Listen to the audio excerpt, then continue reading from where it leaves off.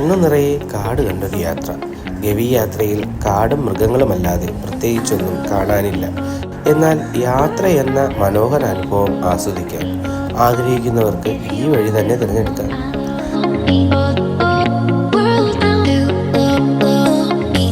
4 മണിക്കൂർ നീളുന്ന കാനനയാത്ര ആരെയും വിസ്മയിപ്പിക്കും.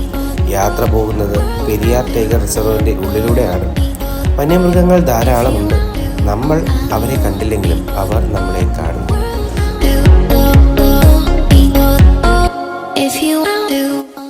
പോകുന്ന വഴി ആന, കാട്ടുപോത്ത്, കടുവ, പുലി എന്തും പ്രതീക്ഷിക്കാം.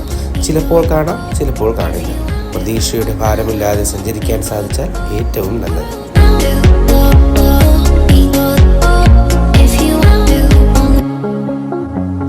അപ്പോൾ എങ്ങനെയാ ഇനിയുള്ള യാത്രകൾ? നമുക്ക് കണ്ടും കേട്ടും പോകാം. ഗവിയിലേക്ക് സ്വാഗതം.